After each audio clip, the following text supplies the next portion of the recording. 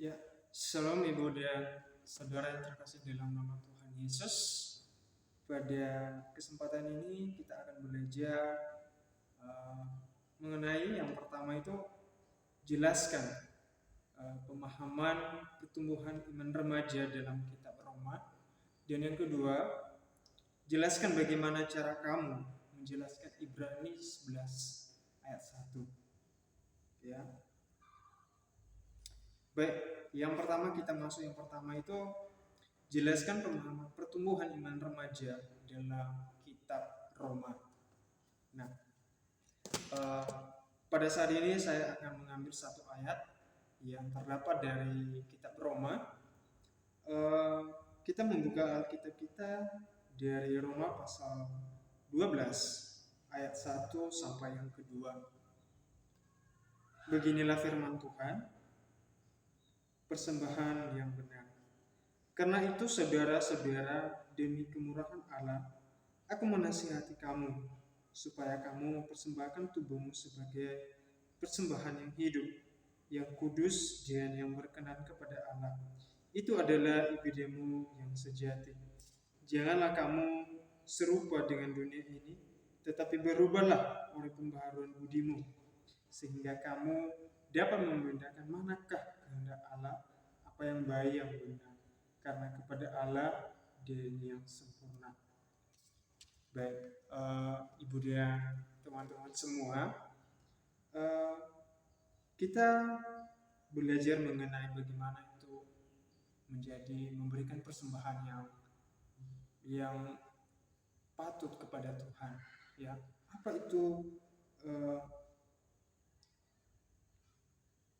itu persembahan yang sejati? Kita sebagai remaja, kebanyakan kita datang ke gereja cuma datang aja, setelah itu pergi, udah tidak ada makna yang kita dapatkan dari gereja. Nah, kita beribadah cuma selintas saja, tidak ada sesuatu hal yang kita bawa dari rumah, bawa dalam kehidupan kita. Ya. Apa jadinya kita? Ya. Kebanyakan dari kita itu kita sering menyepelekan hal-hal yang kecil. Ya. Dalam ayat ini dia mengingatkan kepada kita, ya, apa ibadah yang sejati itu? Ya. Ya, ibadah yang sejati itu adalah bagaimana kita mempersembahkan tubuh kita kepada Tuhan, ya, mendekatkan diri kepada Tuhan, ya, meminta mandat daripada Tuhan, biar hidup kita ini dipimpin selalu oleh Tuhan. Walaupun kita orang berdosa, walaupun kita orang yang selalu melakukan kesalahan, walaupun kita yang selalu membuat hati Tuhan terluka, membuat kesalahan-kesalahan yang tidak pernah berhenti berulang-ulang kita melakukan kesalahan. Coba teman-teman, ibu dan teman-teman pahami, ya, sejauh manakah Tuhan menyelamatkan kita, Tuhan menyertai kita. Kita tidak menyadarinya, kita ada hari ini. Karena apa? Karena perlindungan Tuhan, kasih Tuhan yang begitu luar biasa dalam kehidupan kita. Kita tidak menyadari hal itu. Datang ke gereja pun kita hitung-hitungan. Kita beribadah kepada Tuhan, kita hitung-hitungan. Tapi Tuhan tidak pernah ada perhitungan dalam diri kita, tidak pernah. Kasih Tuhan itu tulus, ya, tidak menginginkan hal-hal apapun. Kita datang ke gereja, coba bayangkan kita memberikan waktu kita kepada Tuhan itu 1 jam lah, paling lama 1 jam 2 jam. Ya. Kebebasan kita setelah itu, kita menjalani hari-hari kita setelah itu, banyak waktu kita menjalani hari-hari kita. Tuhan meminta 1-2 jam kita beribadah kepada.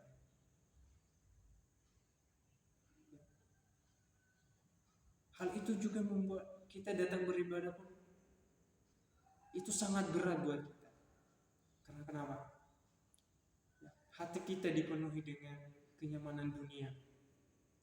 Kebanyakan pada teman-teman remaja pada saat ini, ya, mereka lebih senang, ya, lebih senang keluyuran, lebih senang melakukan hal-hal yang menurut mereka itu baik tapi berdampak pada diri mereka.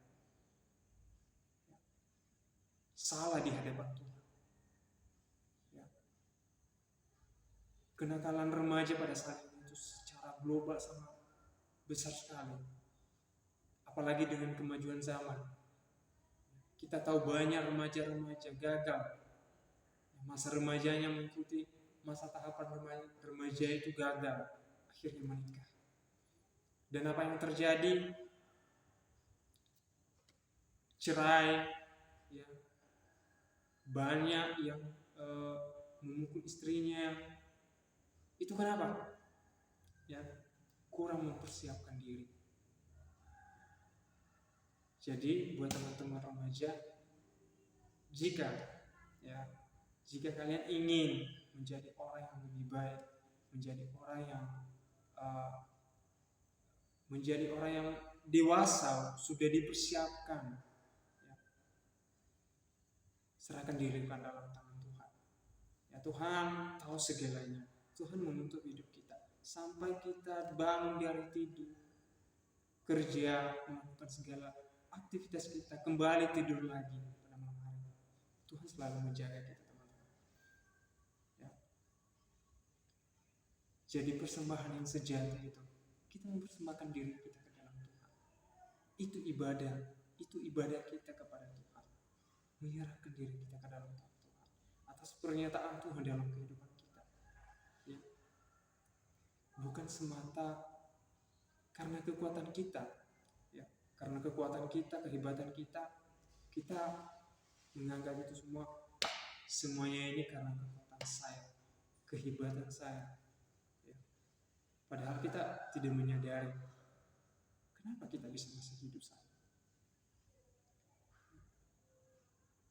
Kenapa kita ada pada saat ini? Ya. Kita tidak memikirkan hal itu.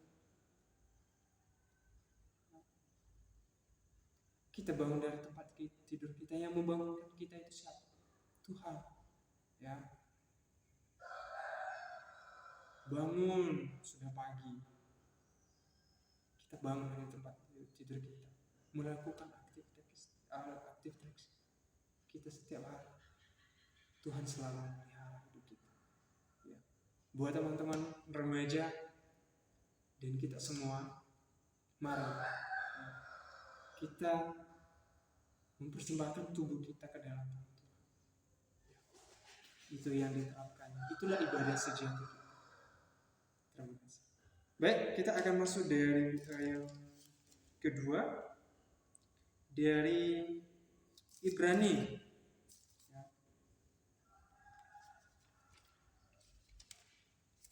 Dari Ibrani pasal 11.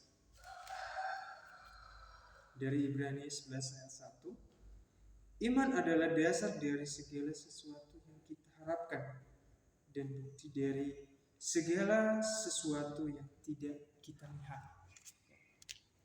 Di sini iman, ya. Dia menjelaskan iman dalam ayat ini adalah dasar dari segala sesuatu yang kita harapkan.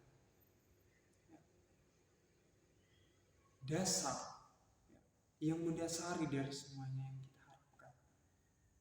Ya. Orang kaya, contohnya orang kaya,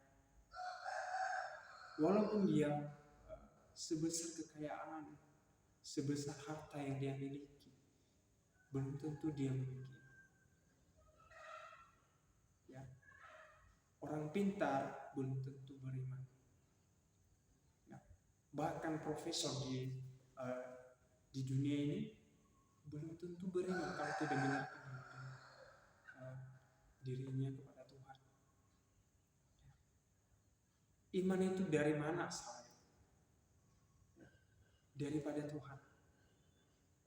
daripada Dia yang dianugerahkan kepada kita. Percayalah kepada Tuhan.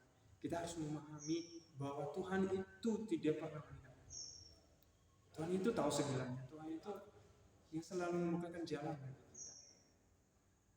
Iman, beriman,